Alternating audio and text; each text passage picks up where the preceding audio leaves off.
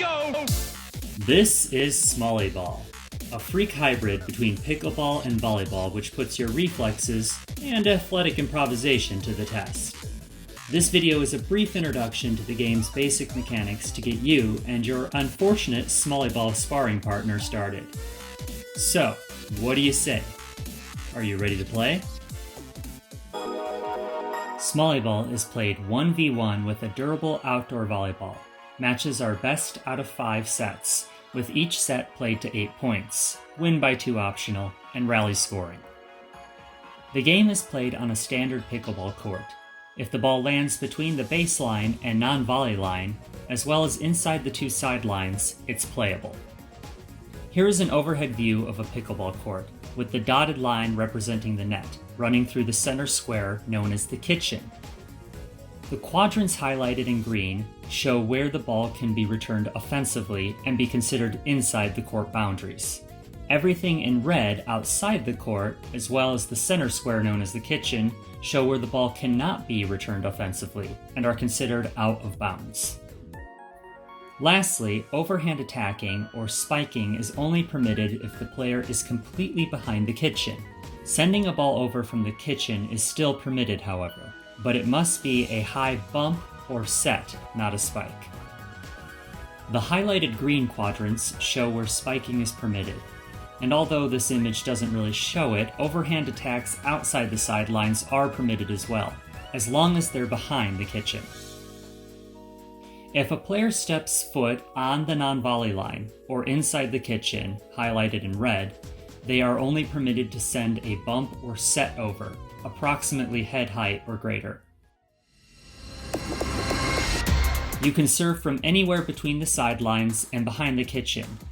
The serve must land in the playable area and be considered receivable for play to begin. If a serve lands inside the playable area and is deemed non-receivable or an ace serve, a reserve is issued. However, if a serve lands outside the playable area, a point is awarded to the receiver. The serve is the only ball you must allow to bounce once before playing.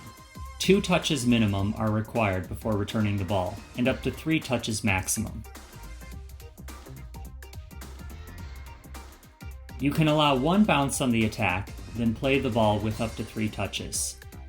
And only 1 bounce is allowed every time the ball is sent over.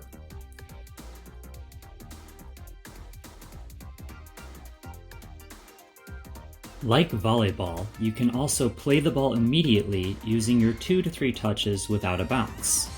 If you play a ball prior to the first bounce, you can utilize a controlled bounce.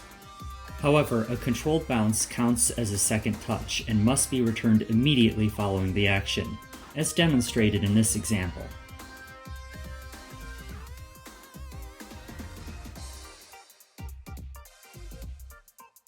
No one-touch returns are permitted. You must touch the ball at least 2 times before sending it back over. Additionally, seen here, the ball can never land in the kitchen on the return, which is non-playable.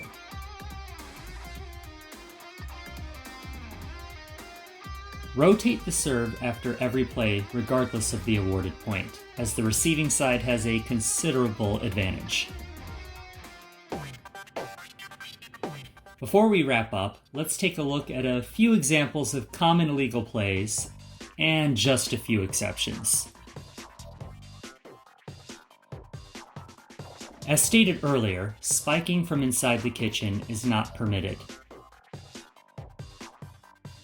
For all of you volleyballers out there, no. Full-on approach jumps are not permitted anywhere on the play surface, with the exception of minor skips and hops. If both feet are kept off and behind the non-volley line, however, leaning forward over the kitchen to attack is permitted.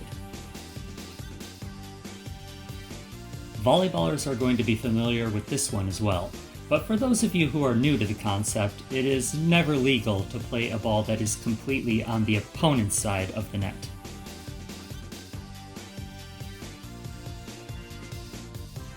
Balls cannot be sent over outside the posts, but must be over the net and preferably, if you have a good eye, over the sideline as well.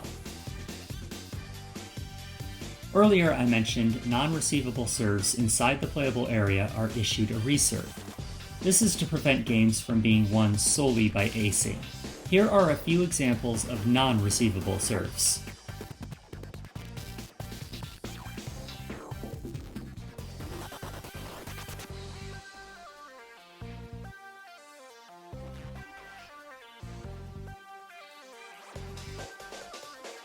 Although we're not overly strict on ball handling calls in Smolleyball, prolonged contact with the ball is illegal.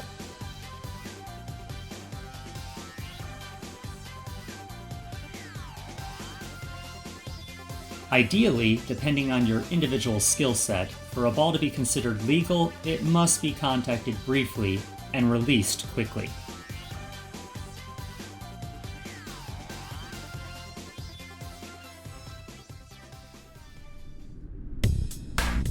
Well, that's Smolleyball in a nutshell. I hope you guys have fun with it. As always, if you have any questions or comments, I'll be popping in every now and again to answer them. Thanks for checking in, guys. Although I have yet to decipher exactly the meaning of the phrase, I'll say it anyway. Keep on Hezzopin'.